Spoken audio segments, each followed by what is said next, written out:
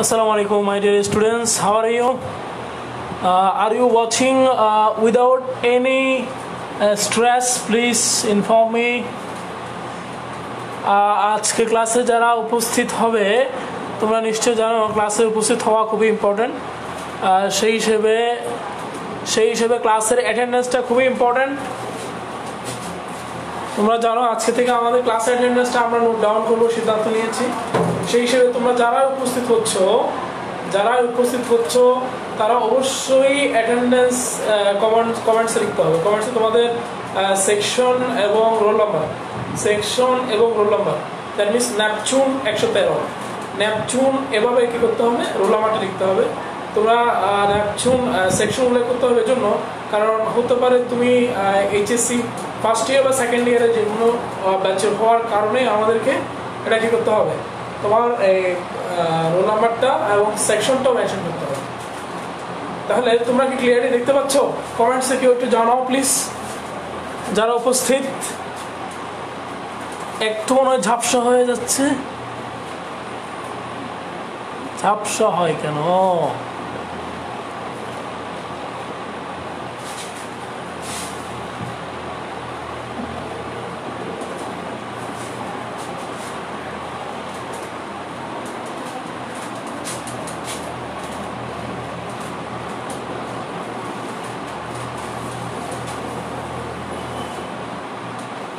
Okay good. যখনই লেখাটা একটু ঝাপসা হবে আমাকে একটু ইনফর্ম করবে প্লিজ। দেখো আমরা আধুনিক পদার্থবিজ্ঞান অধ্যয়নের পর অলরেডি তোমাদের 6টি লেকচারে আমরা আমাদের এই চ্যাপ্টারটা সম্পন্ন করেছি। 6টি লেকচারে আমরা আমাদের এই পুরো চ্যাপ্টার সম্পন্ন করেছি এবং এই 6টি লেকচারই একসাথে তোমাদের ফেসবুক গ্রুপে অলরেডি কি করা হয়েছে, শেয়ার করা হয়েছে। তোমরা নিশ্চয়ই এই 6টা লেকচার আশা করি ভালো করে কি করেছো, স্টাডি করেছো। এবং এখানে কোনো প্রবলেম থাকলে আমাদের একটা কথা ছিল, দাবি ছিল, তোমরা আমাদেরকে বিশেষ করে আমাকে আমার মেসেঞ্জারে পোস্ট করার কথা ছিল। তোমরা আমাকে কেউ পোস্ট করোনি। তাহলে আমি ধরে নিয়েছি তোমরা ভালো করেই এই 6টি লেকচারের আদ্যপান্ত অর্থাৎ প্রথম থেকে শেষ পর্যন্ত পুরোটা বুঝেছো। সেই হিসেবে আজকে আমরা একটু রিভিউ করব প্রথম দিকে, এরপরে 2-3টা সিকিউ সলভ করার চেষ্টা করব। তাহলে এখন আমরা একটু দেখার চেষ্টা করি। দেখো আমরা বলেছিলাম আমাদের চ্যাপ্টারের প্রথম দিকে একদম প্রথম দিকে আমাদের ছিল হচ্ছে মাইক্রোসফট মৌলিক পরীক্ষা। মাইক্রোসফট মৌলিক পরীক্ষাতে আমরা দেখিয়েছিলাম মাইক্রোসফট মৌলিক পরীক্ষা। এই পরীক্ষায় আমাদের একটা সমীকরণ ছিল, সেই সমীকরণটা ছিল 2d(b²c² n λ। এই সমীকরণটা আমরা ব্যবহার করেছিলাম মাইক্রোসফট মৌলিক পরীক্ষাতে, যেখানে আমরা বলেছিলাম এই d হচ্ছে তোমার দর্পণ এবং মানে যেখানে আলো রিফ্লেকশন হয় সেখানে এবং উপরের দর্পণের মধ্যবর্তী দূরত্ব, আর বি হচ্ছে পৃথিবীর বেগ, সি হচ্ছে আলোর বেগ। এগুলো লেমডা হচ্ছে এখানে সেই আলোর তরঙ্গ যে আলোটা আমরা কাজে লাগিয়েছিলাম মাইক্রোসফট মৌলিক পরীক্ষায়। এই সমীকরণটা তোমরা অবশ্যই বুঝতে পারবে। এছাড়া তোমাদেরকে আমরা রূপান্তর সমীকরণগুলো দেখিয়েছিলাম। রূপান্তর সমীকরণগুলোতে ছিল গ্যালিলিও রূপান্তর সমীকরণ এবং লরেন্জ রূপান্তর সমীকরণ। সেই রূপান্তর সমীকরণগুলো আমরা মুখস্থ করতে বলেছিলাম, কারণ এই সমীকরণগুলো তোমাদের আপেক্ষিক তত্ত্বের প্রমাণে গিয়ে লাগবে। সেজন্য আমরা বলেছি এই সমীকরণগুলো ভালো করে মুখস্থ করতে হবে। এ ধরনের 4টা সমীকরণ ছিল। গ্যালিলিও রূপান্তর সমীকরণ ছিল x' = x - bt, y' = y, z' = z এবং t' = t। আর লরেন্জ রূপান্তর সমীকরণগুলো ছিল x' = x - bt/√1 - b²/c², y' = y, z' = z, t' = t - bx/c²√1 - b²/c², যেখানে v হচ্ছে স্থির প্রসঙ্গ কাঠামোর সাপেক্ষে গতিশীল প্রসঙ্গ কাঠামোর বেগ। আমরা জানি এই সমীকরণগুলো ব্যবহার করে আমরা আপেক্ষিক তত্ত্বে বেশ কিছু সমীকরণ পেয়েছিলাম। দেখো, আপেক্ষিক তত্ত্বে আমরা জানি ভরের আপেক্ষিকতা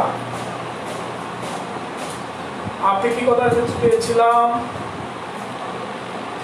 m সমান m naught by √1 minus b square by c square.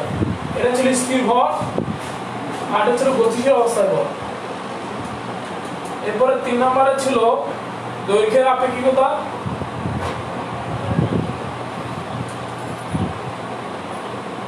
এক্ষেত্রে আমরা দেখিয়েছিলাম a সমান l naught into √1 minus b square by c square.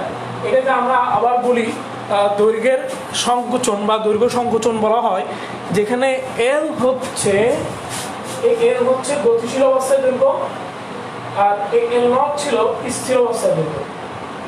এরপরে দেখিয়েছিলাম সময়ের আপেক্ষিকতা আমাদের ছিল t সমান t naught by √1 minus b square by c square. এখানে এই t হচ্ছে, মজার ব্যাপার হচ্ছে এখানে একটু উল্টো বিবেচনা করতে হবে। আমরা বলেছিলাম এই t হচ্ছে স্থির অবস্থায় সময়, স্থির অর্থাৎ স্থির কাঠামোর সময় ব্যবধান হচ্ছে t, আর t নট হচ্ছে গতিশীল কাঠামোর সময় ব্যবধান। এই জিনিসটা একটু ডিফারেন্ট, দ্যাটস ওয়াই এটা আমাদেরকে ভালো করে মনে রাখতে হবে বলেছিলাম। এই পর্যায়ে আমরা দেখব আইনস্টাইনের সেই ভর শক্তি সমীকরণ যেটা আমরা প্রমাণ করেছিলাম। আমরা লিখেছিলাম মোট শক্তি, আমি এভাবে এতটুকু মনে রাখতে বলছিলাম, মোট শক্তি E সমান mc স্কয়ার,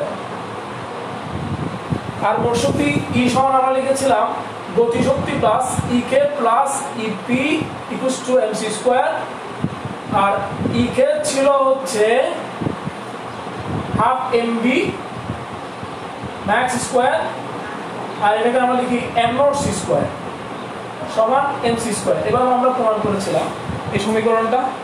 এখান থেকে আমরা m নট এর মান বের করতে পারি, kmax এর মান বের করতে পারি, m নট c স্কয়ার করে পাশে নিতে পারি, আর m নট হচ্ছে এখানে স্থির ইলেকট্রনের ভর আমরা জানি, বা স্থির অবস্থায় বস্তুর ভর।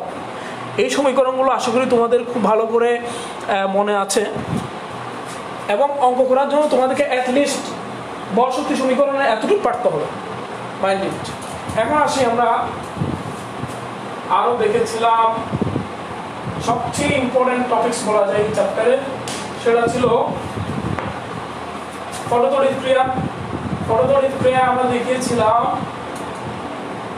পটতড়িৎ ক্রিয়া যে সমীকরণটা আমাদের আমরা বলি আইনস্টাইনের সমীকরণ, সেটা ছিল hf সমান, মানে যে শক্তি নিয়ে ফোটন আপতিত হচ্ছে সেটা সমান φ+, অর্থাৎ ইলেকট্রনকে ধাতুর ভিতর হতে ধাতুর পৃষ্ঠে আনতে ব্যয়িত শক্তি প্লাস বাকিটা হচ্ছে ইলেকট্রনের গতিশক্তি, kmax ছিল। আর এটাকে আমরা লিখতে পারি hc/λ plus hc/λ not plus kmax, এভাবে লেখা যায়।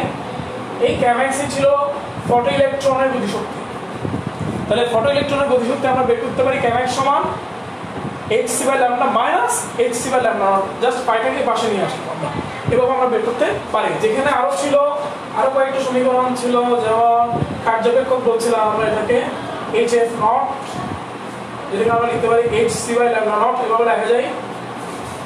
তোমরা কি সাউন্ড ভালো করে শুনতে পাচ্ছ? সাউন্ড ভালো করে শুনতে পাচ্ছ কিনা একটু জানাও। তোমাদের অ্যাটেন্ডেন্স খুবই ইম্পর্টেন্ট, তোমরা অ্যাটেন্ডেন্সের জন্য নিচে কমেন্টসে যাও, কমেন্টসে অ্যাটেন্ডেন্স শো করতে হবে, দেখাতে হবে। আমরা একটা নোট ডাউন করবো কারা কারা প্রেজেন্ট এবং কারা কারা অ্যাবসেন্ট। তোমরা তোমাদের বন্ধু যারা, ক্লাসমেট যারা, তাদেরকে ইনফর্ম করো, তাদেরকে ইনভাইট করো ক্লাস করার জন্য। ক্লাস খুবই ইম্পর্টেন্ট।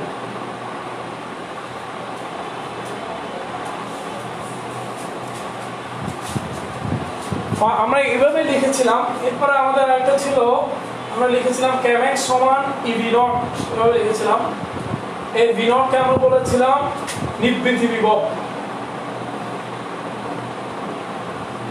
এভাবে লিখেছিলাম একটা সমীকরণ। এগুলো সব হচ্ছে পটতড়িৎ ক্রিয়া সংক্রান্ত সমীকরণ। এরপর যে আমরা দেখবো কম্পটন প্রভাব নিয়ে একটু আলোচনা করবো। কম্পটন প্রভাবের আগে তোমাদেরকে আমরা দেখেছিলাম হচ্ছে, লিখে নাও ভালো করে, এই সমীকরণগুলো মুখস্থ থাকা বাঞ্ছনীয় যদি তোমরা এই চ্যাপ্টারে সিকিউ সলভ করতে চাও। তাহলে আমরা পড়েছিলাম তরঙ্গ কণা দ্বৈত ধর্ম, তরঙ্গ কণা দ্বৈত ধর্ম পড়িয়েছিলাম। সেখানে আমরা দেখিয়েছিলাম E সমান HF সমান PC, এটার একটা সমীকরণ আমরা দেখিয়েছিলাম। সেখানে আমরা বলেছি P সমান হচ্ছে HF/C, এভাবে আমরা লিখতে পারি। আবার HF সমান আমরা লিখতে পারি P সমান HC/λ লেখা যায়। আমি যদি এভাবে লিখি C/λ লেখা যায় বাই C, বা H/λ লেখা যায়, বা λ সমান H/mv, যেটাকে আমরা ডি ব্রগলি তরঙ্গ দৈর্ঘ্য বলেছিলাম। সুতরাং ডি ব্রগলি তরঙ্গ দৈর্ঘ্য সমান ডি ব্রগলি এভাবে লেখা যায় সমান H/mv, সমীকরণটা লেখা যায়। ডি ব্রগলি তরঙ্গ দৈর্ঘ্য বললেই আমরা সমীকরণটা ব্যবহার করব। এরপর আমরা তোমাদের কম্পন প্রভাব দেখিয়েছিলাম। কম্পন প্রভাবে আমরা দেখেছিলাম এখানে একটা আলোক রশ্মি গিয়ে একটা ফোটনকে আঘাত করে, একটা আলোক রশ্মি গিয়ে একটা ফোটন আঘাত করে, একটা ইলেকট্রনকে আঘাত করে, ইলেকট্রন এবং ফোটনের মধ্যে সংঘর্ষ হয়। সংঘর্ষের পরে ফোটন কোণে ফাই কোণে বিক্ষিপ্ত হয় আর ইলেকট্রন থিটা কোণে কি হয় বিক্ষিপ্ত হয়। আমরা কি করেছিলাম সমীকরণ লিখেছিলাম যে এটা যদি হয় ল্যামডা আর এটা যদি হয় ল্যামডা প্রাইম, আমরা বলেছি lambda prime is greater then lambda হবে অবশ্যই। এই তাহলে আমরা লিখি ল্যামডা প্রাইম মাইনাস ল্যামডা সমান h/m0c ইনটু 1 মাইনাস cos পাই। এখানে ফোটনের বিক্ষিপ্ত কোণটা আমরা ইন্ট্রোডিউস করব, ইলেকট্রনের বিক্ষিপ্ত কোণটা নয়, তোমরা এটা অবশ্যই মনে রাখবে। এবং এই সমীকরণটাকে চারও দেখিয়েছিলাম এই যে আপতিত ফোটন কণা, এই ফোটনটাকে আমরা আপতিত বলছি, এটা শক্তিশীল হয় E, আর যে ফোটনটা বিক্ষিপ্ত হচ্ছে তার শক্তিশীল হয় E প্রাইম।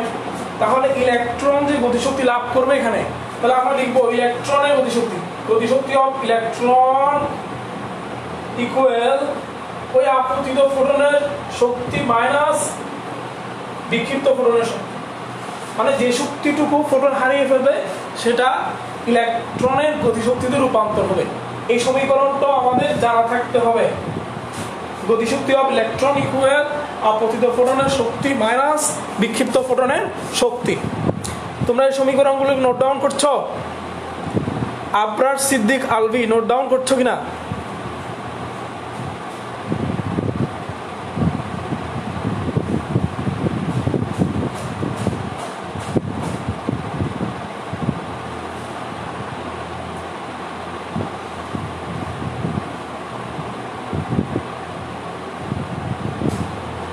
কম্পটন ইফেক্টের সূত্রের প্রতিপাদনটার আমরা ধারণা দিয়েছিলাম আমার লেকচারে, কিভাবে প্রতিপাদনটা করে আমরা দেখিয়েছিলাম। এখানে ভর শক্তি, এখানে তোমার শক্তির নিত্যতার সমীকরণটা লেখা হয়। এরপরে এই যে তোমার আলোক রশ্মিটা বিক্ষিপ্ত হচ্ছে, বিক্ষিপ্ত হলে আমরা দেখতে পাচ্ছি ফাই কোণে বিক্ষিপ্ত হচ্ছে এবং ইলেকট্রনটা থিটা কোণে বিক্ষিপ্ত হচ্ছে। এখানে এক্স অক্ষ বরাবর ভরবেগের সংরক্ষণ সূত্র এবং ওয়াই অক্ষ বরাবর ভরবেগের সংরক্ষণ সূত্র লিখলে দুইটা সমীকরণ পাওয়া যায়। আর আগে শক্তির সংরক্ষণশীলতার একটা সমীকরণ পাওয়া যায়। এই তিনটা সমীকরণ সলভ করে বইয়ে মোটামুটি এই সূত্রটার প্রতিপাদন দেখিয়েছে। আমি এটা স্কিপ করেছি এজন্য, কারণ এই একটা প্রতিপাদন দেখাইতে গেলে আমার একটা লেকচার লাগবে। কিন্তু আজকেও আমি এখানে চাচ্ছি না এই প্রতিপাদনটা দেখাইতে গিয়ে আমার পুরো লেকচারটা এখানে সময়টা এখানে ব্যয় করতে। তোমরা বইয়ে দেখে নাও, বইয়ে যদি দেখে নিয়ে কোনো অংশ না বুঝো, যে অংশ বুঝবো না সেই অংশের উপর আমি প্রয়োজনে আবার ক্লাস নিব বা বুঝিয়ে দিব।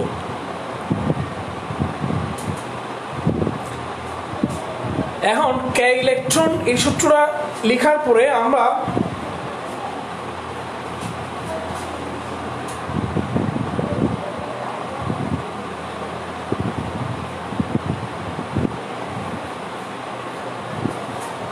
এখন দেখব এক্স রশ্মি আবিষ্কার। এক্স রশ্মি কিভাবে প্রোডাকশন করা হয় আমরা তা দেখেছিলাম। এক্স রশ্মির ক্ষেত্রে আমরা দেখিয়েছিলাম একটা ধাতুর উপর যদি আলোক রশ্মি একটা ধাতুর উপর যদি ইলেকট্রন সজোর আঘাত করে তাহলে তার থেকে অজানা রশ্মি নির্গত হয়। এই রশ্মিগুলোকে আমরা বলেছিলাম এক্স রশ্মি। এই এক্স রশ্মির ক্ষেত্রে আমরা এই যে ইলেকট্রনগুলোকে উচ্চ গতিশক্তি দেওয়ার জন্য কি করেছিলাম, বিভব শক্তি প্রয়োগ করেছিলাম, মানে ভোল্টেজ প্রয়োগ করেছিলাম, উচ্চ বিভবটাকে আমরা দেখিয়েছিলাম। সেই উচ্চ বিভব কোন ইলেকট্রনের আধান দুটো গুণ করলে এটা কি হয়ে যায়, এটা শক্তি হয়ে যায় সমান kmx অফ what x এ।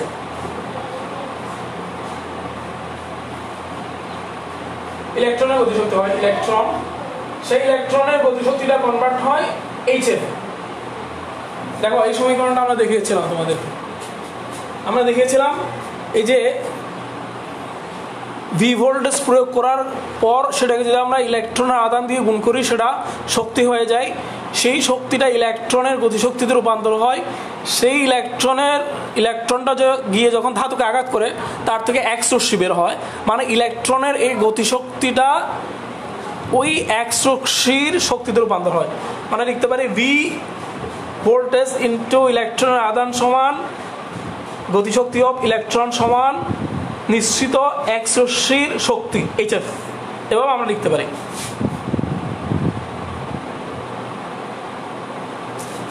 ওকে, আমরা এই পর্যায়ে এই জিনিসটা দেখার পর আমরা লাস্ট পড়িয়েছিলাম তোমাদের হাইজেনবার্গের অনিশ্চয়তা নীতি।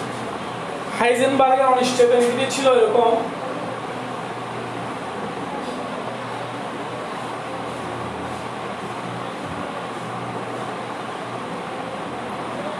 আমরা লিখেছিলাম del x into del p is greater than or equal h কাট লিখেছিলাম আমরা, del x into del p is greater than or equal h কাট, অর্থাৎ একটা ইলেকট্রনের অবস্থানের অনিশ্চয়তা এবং ভরবেগের অনিশ্চয়তার গুণফল h কাটের সমান বা তার চেয়ে বেশি। এটা দিয়ে আমরা বুঝতে পারি এই সমীকরণটা আসলে বোঝাচ্ছে যদি আমরা একটা ইলেকট্রন বা কোনো একটা কণার যদি অবস্থান সুনিশ্চিত হতে পারি, একটা ইলেকট্রন বা কণার অবস্থান সুনিশ্চিত হয় তাহলে তার ভরবেগ অনিশ্চিত হয়ে যায়। মানে তার অবস্থান যত বেশি নিশ্চয়তা পাবো অবস্থানের ব্যাপারে, ভরবেগের ব্যাপারে তত বেশি অনিশ্চয়তা পাবো। আবার ভরবেগের ব্যাপারে যত বেশি অনিশ্চয়তা পাবো, আবার অবস্থানের ব্যাপারে তত বেশি নিশ্চয়তা পাবো। এই ভাইস ভার্সা এই সম্পর্কটা প্রকাশ করেন হচ্ছে হাইজেনবার্গ। তিনি এটাকে প্রকৃতির একটা অন্যতম রহস্য হিসেবে উপস্থাপন করেন। বলা হয় যে সকল কণা খুব বেশি উচ্চ গতি সম্পন্ন, সেই সকল কণার যদি আমরা কোনোভাবে অবস্থান জানতে পারি স্পেসিফিকভাবে, তাহলে তার ভরবেগটা অনিশ্চিত হয়ে পড়ে। যদি তার বেগ জানতে পারি অর্থাৎ তার ভরবেগ জানতে পারি, তাহলে তার অবস্থানে অনিশ্চয়তা দেখা দেয়। এই থিওরিকে বলা হচ্ছে হাইজেনবার্গের অনিশ্চয়তা নীতি।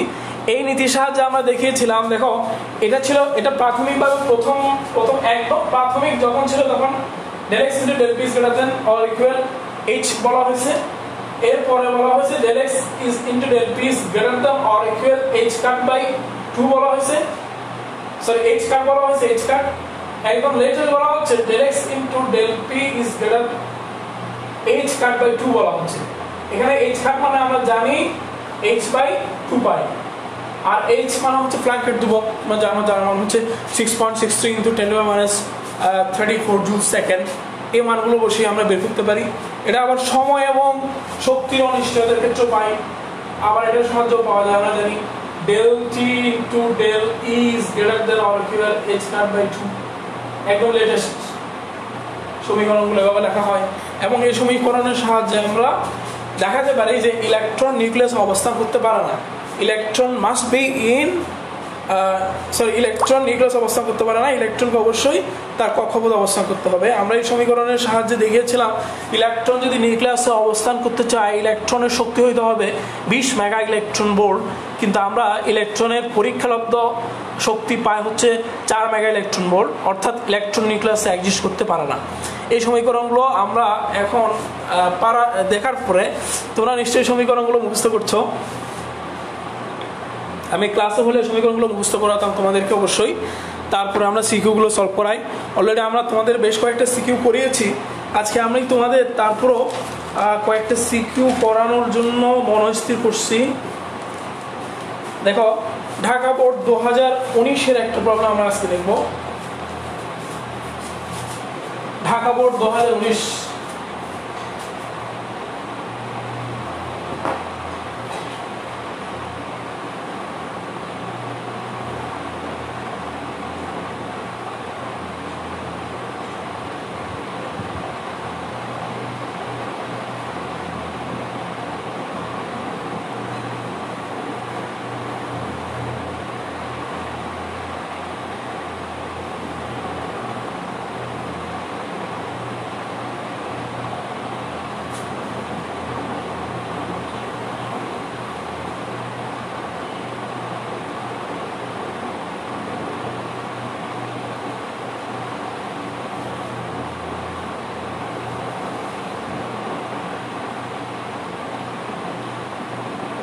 এই প্রবলেমটা তোমরা একটু তুলে নাও।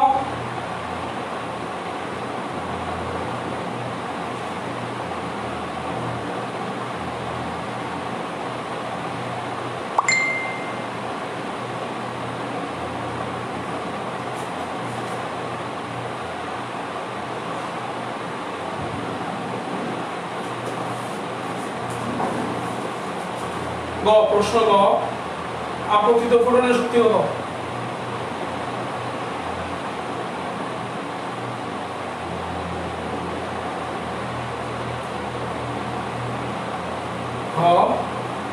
ফটো ইলেকট্রন ও বিক্ষিপ্ত ইলেকট্রনের মধ্যে কোনটির গতিশক্তি বেশি?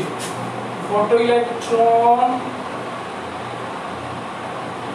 এবং বিক্ষিপ্ত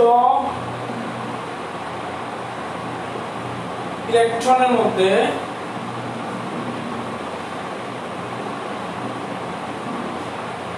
কোনটির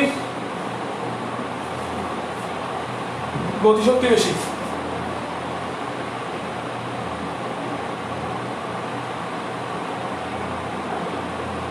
যাচাই করো,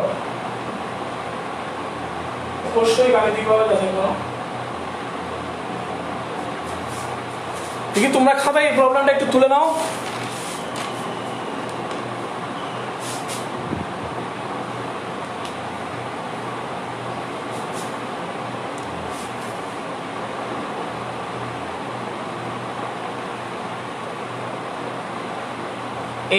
দেখো তোমরা ওই যে হাইজেনবার্গের অনিশ্চয়তা নীতিতে মনে হয় একটু করে তোমরা কনফিউজড হয়ে গিয়েছো। আবার বলি, একদম প্রথমে ছিল del X into del P is greater than or equal only H.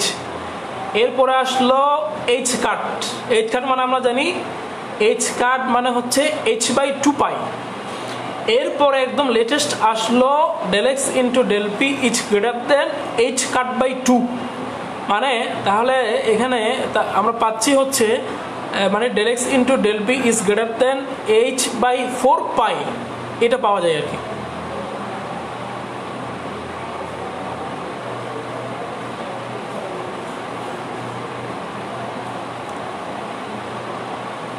প্রবলেমটা যদি তুলে নেওয়া হয়, এখন আমরা প্রবলেম সলভ করব। গ নাম্বার, আপতিত ফোটনের শক্তি কত? দেখি মোহাম্মদ সোহান, আপতিত ফোটনের শক্তি বের করো। হাসনাত হক, কাদিজা রহমান, নয়ন দেবনাথ, দেখি আপতিত ফোটনের শক্তি বের করো। আপতিত ফোটনের শক্তি বের করা খুব সহজ, যেহেতু তার তরঙ্গ দৈর্ঘ্য দেওয়া আছে 4400 অ্যাংস্ট্রম। অ্যাংস্ট্রমকে আমাদের মিটারে কনভার্ট করতে হবে। এরপর লিখব ই সমান এইচ সি বাই ল্যামডা। দেখি মানটা বের করে কত আসে বলো তো দেখি।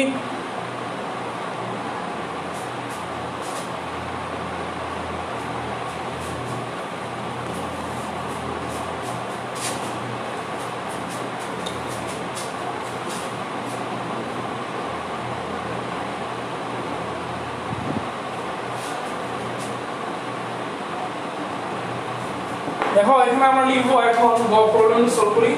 দেওয়া আছে এখানে ল্যামডা সমান 4400 অ্যাংস্ট্রম, মানে হচ্ছে 4.4 into 10 to the power -7 metre. তাহলে আমাদের আপতিত ফোটনের শক্তি ই সমান বের করতে হবে। আমরা জানি ই সমান এইচ সি বা এইচ এফ আমরা জানি প্রথমে, এরপর এইচ সি বাই ল্যামডা। তাহলে আমরা পাচ্ছি 6.63 ইনটু 10⁻34 into 3 into 10⁻8 और नीचे হচ্ছে 4.4 into 10⁻7। সব কিছু কাটাকুটি করলে এই সহজ জিনিসটাই তোমাদের 3 নম্বরের জন্য আসে। খুবই মজার বিষয়। 4.52 into 10⁻90 ঝোল। কিন্তু ঝুলে রাখলে তো হবে না, আমাদেরকে এই শক্তিগুলোকে ইলেকট্রন ভোল্টে কনভার্ট করতে হবে।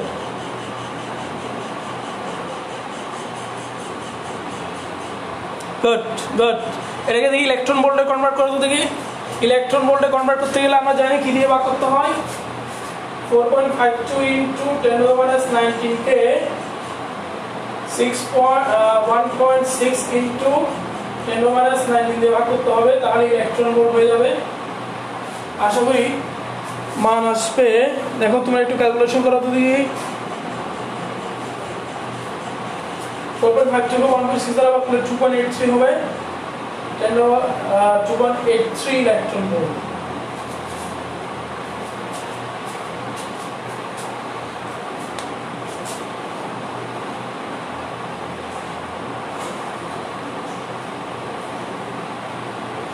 আচ্ছা, এরপরের প্রবলেমটা দেখি, করো দেখি। হ্যাঁ গুড, 2.83 বা 2.85 না 2.83 হলে ভালো হবে।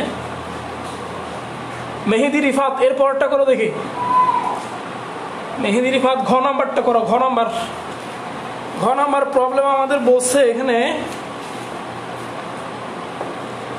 ফটো ইলেকট্রন ও বিক্ষিপ্ত ইলেকট্রনের মধ্যে, ফটো ইলেকট্রন ও বিক্ষিপ্ত ইলেকট্রনের মধ্যে কোনটির গতিশক্তি বেশি হবে। তাই ফটো ইলেকট্রন মানে কি? ফটো ইলেকট্রন মানে আমরা জানি এটা যেহেতু একটা কি কম্পটন প্রভাবে ফটো ইলেকট্রন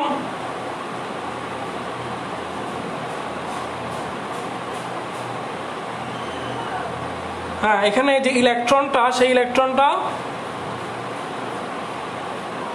ফটো ইলেকট্রন মানে তো তোমরা জানো নিশ্চয়ই, এই যে ধাতুর উপর আপতিত হয়েছে।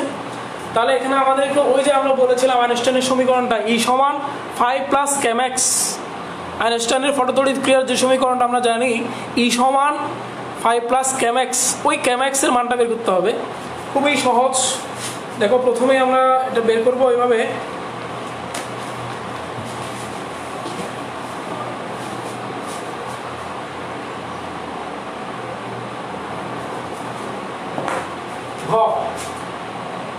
ফটো ইলেকট্রনের গতিশক্তি আমরা জানি আইনস্টাইনের সমীকরণ হতে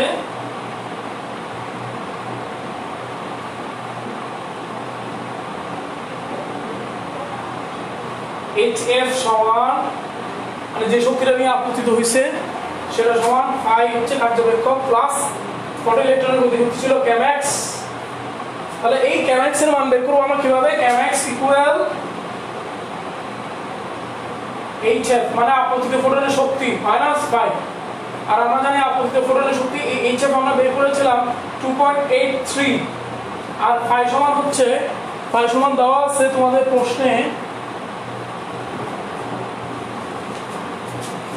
পাইয়ের মান ছিল 2.5 মেবি, হ্যাঁ 2.5 ইলেকট্রন ভোল্ট। তাহলে এখান থেকে বিয়োগ করলে আমরা পাচ্ছি হলো 0.33 ইলেকট্রন ভোল্ট। এটাকে আমি যদি জুলে কনভার্ট করতে চাই তাহলে এভাবে লিখতে পারি। এটা একটা পেয়ে গেলাম আমি একটা অ্যান্সার। আরেকটা অ্যান্সার বের করতে হবে, সেটা হলো এই দুটো আনসারের মধ্যে আমি কম্পেয়ার করবো। এটা হলো ফটো ইলেকট্রনের গতিশক্তি, কেম্যাক্স অফ ফটো ইলেকট্রন। এখন আমরা দেখবো এই যে কম্পটন প্রভাবে যে ইলেকট্রনটা বিক্ষিপ্ত হয় এটা হচ্ছে ফটো ইলেকট্রন। এখন আসি কম্পটন প্রভাবে যে ইলেকট্রন বিক্ষিপ্ত হয় তার গতিশক্তি বের করবো। কম্পটন প্রভাবে বিক্ষিপ্ত ইলেকট্রনের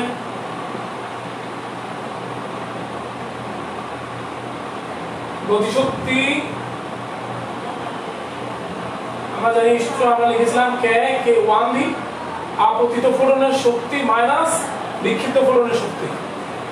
ওকে, তাহলে এখানে আমাদের এটা তো আমরা জানি অলরেডি, মানটা আমরা পেয়েছি, এই মানটা আমরা পেয়েছি 2.83। এখন আমাকে এটা বের করতে হবে, এটা আমাদের জানা নাই, এটা জানা নাই, সেটা বের করব। সেটা বের করতে গেলে সূত্র কি? সূত্র হচ্ছে 2.83 minus hc by lambda prime. Lambda prime হচ্ছে কি? বিক্ষিপ্ত হওয়ার পরে কত? বিক্ষিপ্ত হওয়ার পরে তরঙ্গ দৈর্ঘ্য কত, সেটা হলো ল্যামডা প্রাইম। বিক্ষিপ্ত হওয়ার পরে ল্যামডা প্রাইমটা আমরা এভাবে বের করবো। আমরা জানি ল্যামডা প্রাইম সমান lambda 1 plus h by m naught c into 1 minus cos phi। দেখো সবকিছু মান দেওয়া আছে, এখানে বলা আছে এটা 4.4 ইনটু 10⁻⁷। আমরা জানি h বাই h হচ্ছে 6.63 ইনটু 10⁻34, আর m হচ্ছে 9.1 into 10⁻31, into 3 into 10 to the power 8 into 1 minus cos 60। দেখো সব কিছু মিলায় দেখো এখানে বলা আছে, পরিষ্কার বলা আছে যে 60 ডিগ্রি কোণে বিক্ষিপ্ত হয়। তাহলে এই মানটা কত আসে একটু হিসাব করে বলো তো দেখি।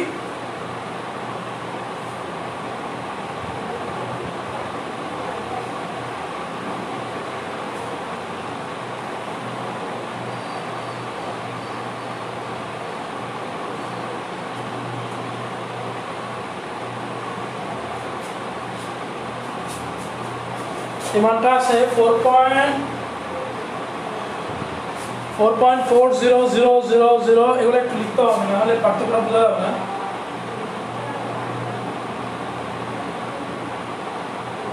মিটার।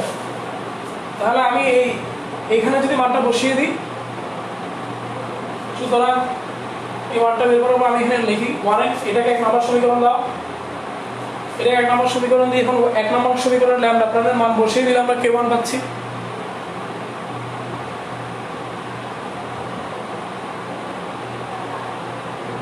বা আমি চাইলে ই প্রাইম বের করে এরপর বসাতে পারি। তাহলে আমি লিখবো এখন 1 implies a1 সমান 2.83। আগে আমরা ই প্রাইমটা বের করি, এখানে ই প্রাইমটা বের করি। ই প্রাইম সমান sc বাই ল্যামডা প্রাইম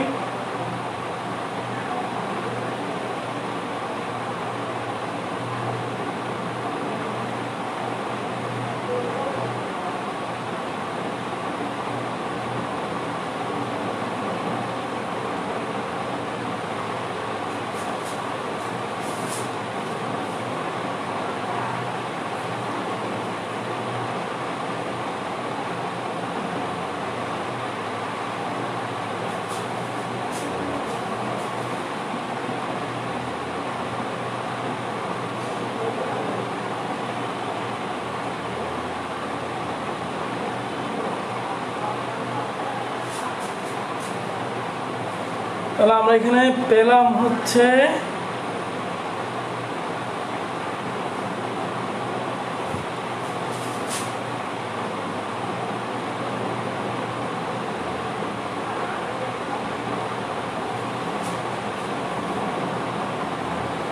তাহলে আমরা দেখতে পাচ্ছি এখানে ফটো ইলেকট্রনের গতিশক্তি বেশি। ফটো ইলেকট্রনের গতিশক্তি বেশি হচ্ছে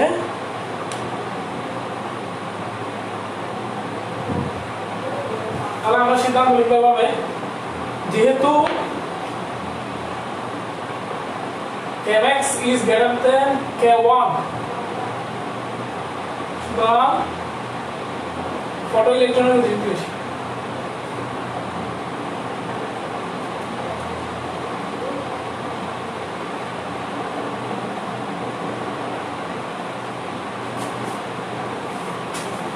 এরপর যা আমরা আসবো 2 নাম্বার সমস্যায়। দেখো এখানে কারো কোনো প্রবলেম আছে কিনা আমাকে জানাও তো একটু। কারো কোনো প্রবলেম থাকলে একটু বলো। আশা করি সমস্যা নাই, যারা থিওরিগুলো বুঝছে এই ধরনের প্রবলেমগুলো সলভ করা তাদের জন্য কোনো ব্যাপার না। এখন আমরা আসি করোনা বোর্ড 2019-এর একটা সমস্যা দেখব।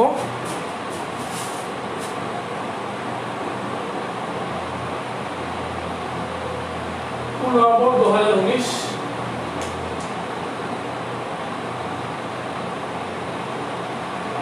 সরি কুমিল্লা বোর্ড 2019-এর প্রবলেমটা। দিকে 1 মিটার লম্বা একটি ধাতব বস্তুর ঘনত্ব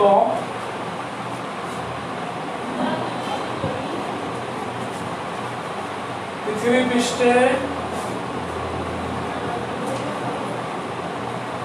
1.8 into 10⁴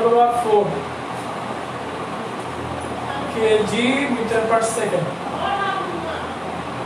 বস্তুটিকে একটি বিশেষ যন্ত্রের মাধ্যমে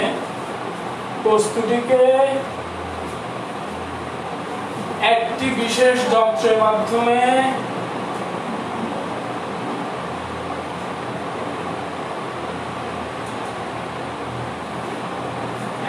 যন্ত্রের মাধ্যমে দৈর্ঘ্য বরাবর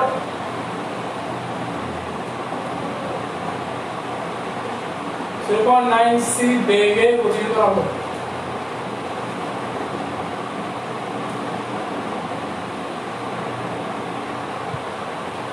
গ প্রশ্ন, গতিশীল অবস্থায়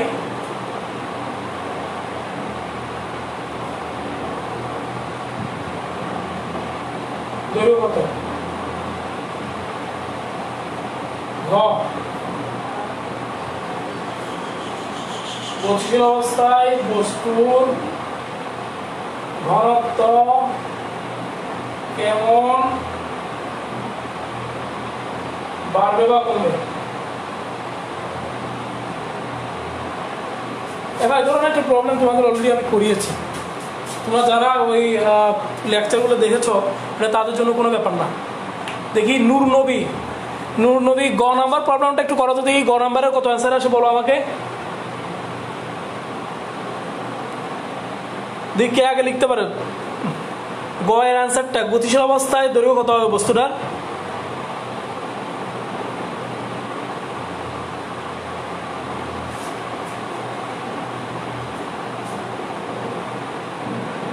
দেখো এল সমান দেওয়া আছে 1 মিটার, ভি সমান দেওয়া আছে 0.9 সি, তাহলে আমাদের এল সমান বের করতে হবে। এল নট দেওয়া আছে 1 মিটার, এল সমান বের করতে হবে। এটা খুবই সহজ একটা অঙ্ক, 0.436 হ্যাঁ এক্স্যাক্টলি 0.436 মিটার। এটা খুবই সহজ। দেখো এই খুবই সহজ অঙ্কগুলো তোমাদের জন্য আসে, 3 নম্বরের জন্য আসে, এটা জাস্ট পারলেই 3 নম্বর। এরপরের প্রবলেমটা করো তো দেখি। এরপরের সমস্যাটা করো তো দেখি।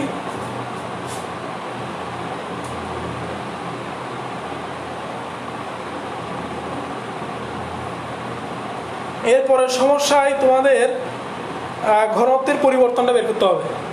দেখো এখানে মনে রাখবা, যেহেতু আমরা বস্তুটার দৈর্ঘ্য দিচ্ছি, দৈর্ঘ্যটাকে এক্স অক্ষ বরাবর গতিশীল ধরে নিতে হবে, মানে দৈর্ঘ্যটা হচ্ছে এক্স অক্ষ বরাবর, মানে বস্তুর খালি দৈর্ঘ্য পরিবর্তন হবে, প্রস্থ এবং উচ্চতা পরিবর্তন হবে না, কারণ প্রস্থ এবং উচ্চতা হবে ওয়াই এবং জেড অক্ষ বরাবর।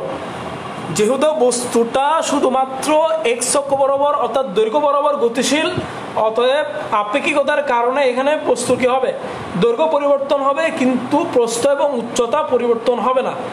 এই তথ্যের সাহায্যে বস্তুর ঘনত্বের পরিবর্তনটা বের করতে হবে। এটা আমরা ভরের আপেক্ষিকতার সমীকরণ দিয়ে বের করতে পারি।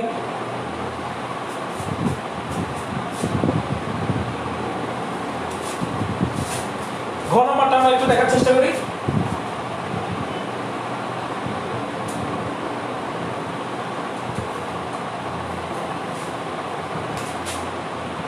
এর দেওয়া আছে এল নট সমান হচ্ছে 1 মিটার এবং এল সমান আমরা পেয়েছি হচ্ছে 0.436 মিটার, আর ভি সমান জানি আমরা 0.9 সি। তাহলে আমরা জানি m সমান m naught by √1 minus V square by C square. তোমাদের মনে থাকার কথা m নট ছিল স্থির ভর আর এইটা ছিল গতিশীল ভর। তাহলে এই অবস্থায় আমরা m সমান লিখতে পারি 0, আর এখানে লিখতে পারি V naught rho naught 1 minus V square by C square. ওকে,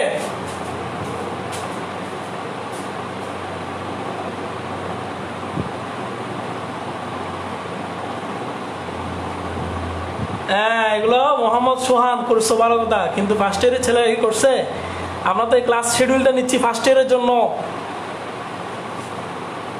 তোমাদের এই ক্লাস শিডিউলটা বেসিক্যালি ফার্স্ট ইয়ারের জন্য। তোমরা যারা বোদ্ধা হয়ে গেছো, সেকেন্ড ইয়ারে যারা পরীক্ষা অলরেডি দিয়ে ফেলার কথা ছিল, ইউনিভার্সিটিতে এতদিনে ভর্তি হওয়ার কথা ছিল, তারা অন্যান্য কঠিন প্রবলেমগুলো সলভ করো, এবং না পারলে আমাদেরকে কি করো, ইনফর্ম করো। আমাদেরকে মেসেজ ছবি তুলে মেসেঞ্জারে ছবি আকারে পাঠাও। তাহলে আমরা দেখতে পাচ্ছি এখানে বি সমান জানি একটা বস্তুর আয়তন হচ্ছে দৈর্ঘ্য, প্রস্থ ইনটু উচ্চতা।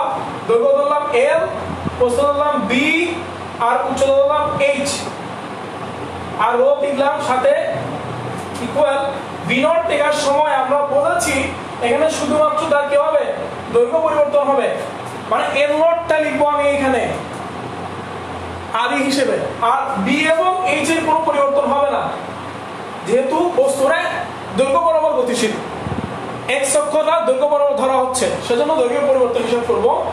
আর রো নট তো আছে root over 1 minus V square by C square.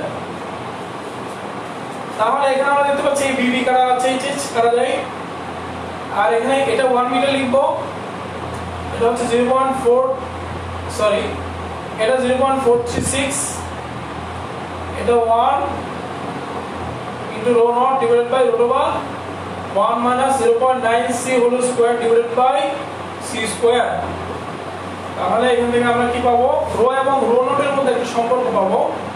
এই প্রবলেমটা সলভ করার পরে দেখি তোমরা একটু সলভ করে আমাকে রো এবং রো নটের মধ্যে সম্পর্কটা একটু বের করে দেখাও তো।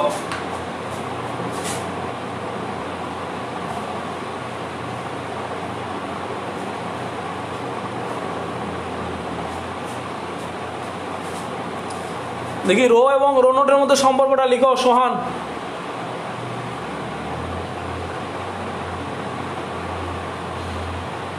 নূর নবী লিখো।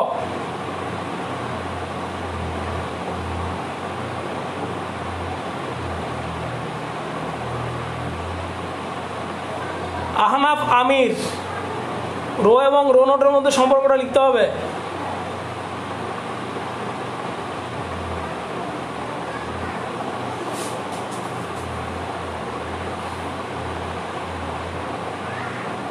এখান থেকে রো এবং রো নোটের সম্পর্কটা বের করে কত বাড়ে বা কমে সেটা তোমরা শতকরা বের করতে পারো। বাকি কাজটা তোমাদের SW দিলাম। আমি এই পর্যায়ে আরেকটা প্রবলেমে শিফট করতেছি।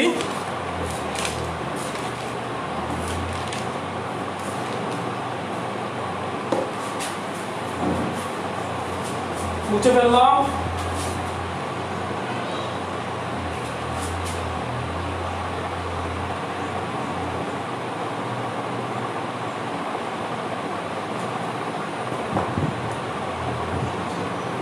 আরেকটা প্রবলেম,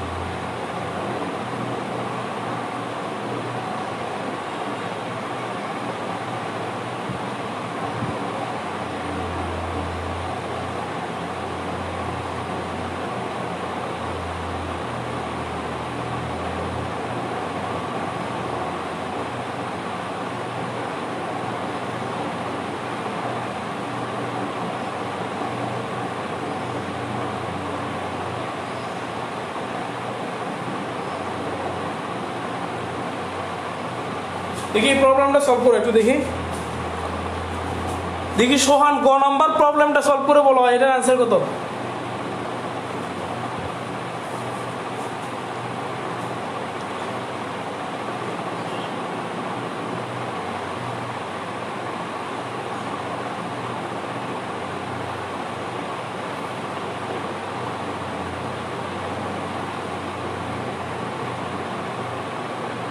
ও গুড। এখন আমাকে এই প্রবলেমের আনসারটা বলো দেখি। গতে আমরা দেখতে পাচ্ছি ইলেকট্রনের গতিশক্তি দেওয়া আছে, ইলেকট্রনের স্থির ভর দেওয়া আছে। আমাদেরকে ইলেকট্রনের গতিশক্তিতে, উদ্দীপকের গতিশক্তিতে গতিশীল ইলেকট্রনের ভর কত, ভরটা বের করতে হবে। গতিশীল ইলেকট্রনের ভর মানে এম বের করতে হবে, এম নট নয়। তাহলে এই অবস্থায় আমরা জানি, দেখি তোমরা একজন সলভ করে আমাকে অ্যান্সারটা বলো তো দেখি। এটা ভর শক্তি সমীকরণ দিয়ে সলভ করতে হবে, ই সমান mc স্কয়ার সমীকরণ দিয়ে। অন্যভাবেও সলভ করা যাবে।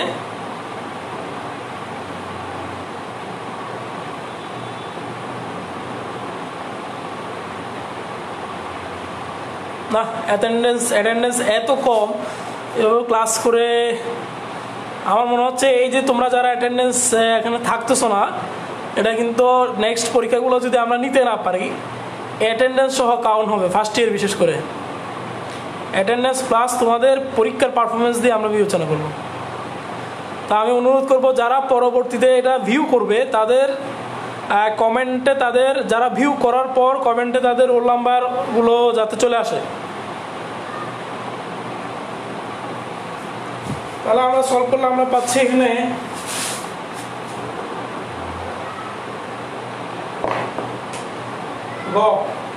ভর শক্তি সমীকরণ হতে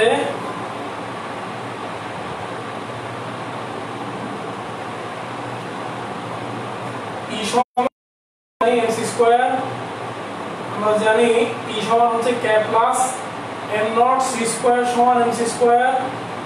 সুতরাং এম সমান, আমাদেরকে গতিশীল অবস্থায় এবং শক্তিকে যুক্ত অবস্থা হতে এম সমান হবে K plus M naught C square by C square. এই এম সমান বের করবো আমরা। এখানে ইলেকট্রনের গতিশক্তি দেওয়া আছে 2.6 into 10 to the power 6 into 1.6 into 10 to the minus 19 and not 9.1 into 10 to the minus 31 into 3 into 10 to the power 8 whole square divided by 3 into 10 to the power 8 whole square। और আসলে ইলেকট্রনের শক্তি আসবে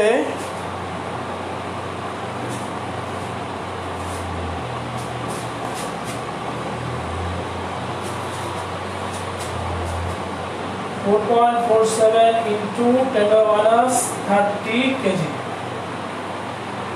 দেখো, কিন্তু আমরা বলেছিলাম তোমাদের, দেখো ই সমান এমসি স্কয়ার সমীকরণটা যখন আমরা প্রতিপাদন করি তখন আমরা বলেছিলাম তোমাদেরকে অ্যাটলিস্ট ই এর ভিতরে কি আছে এটা জানতে হবে। ই এর পেটের ভিতরে যে আবার কে প্লাস পি আছে, মানে K plus M naught C square আছে, এগুলো ভালো করে জানতে হবে।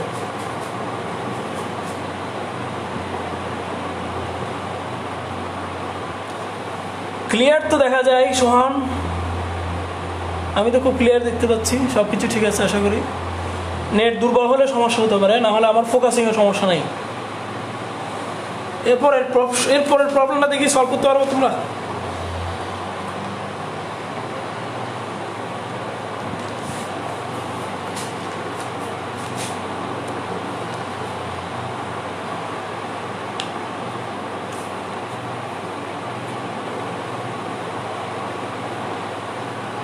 হ্যাঁ, নেট স্লো হলে সমস্যাটা হবে।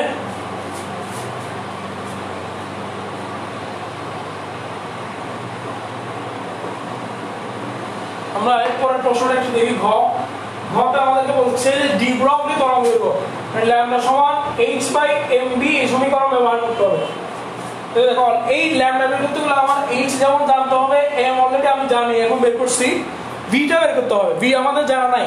ভি আমরা কিভাবে বের করবো? ভি আমরা খুব সহজেই বের করতে পারি। আমরা জানি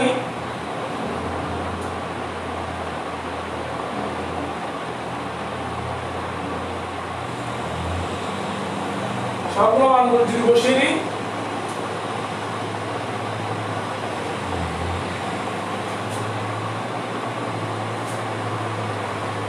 বসালাম, বসিয়ে 1 minus B square by C square বের করলে এখান থেকে আমি ভি এবং সি এর মধ্যে একটা রিলেশন দিয়ে বের করবো। তাহলে সুতরাং ভি সমান পাওয়া যাবে এখানে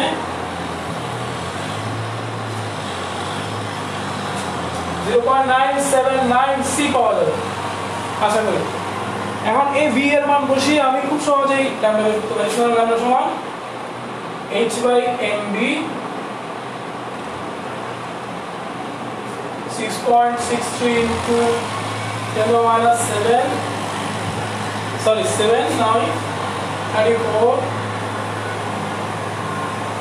আর m হচ্ছে আমরা জানি 4.47 into ইন্টু বি সমান আমরা পেয়েছি 2.979 ইন্টু 3 ইন্টু 10⁸ সবগুলো মান বসিয়ে দিলে আমরা ল্যামডা সমান পাচ্ছি 5.05 ইন্টু 10⁻⁻13 পাওয়া যাবে সবাই।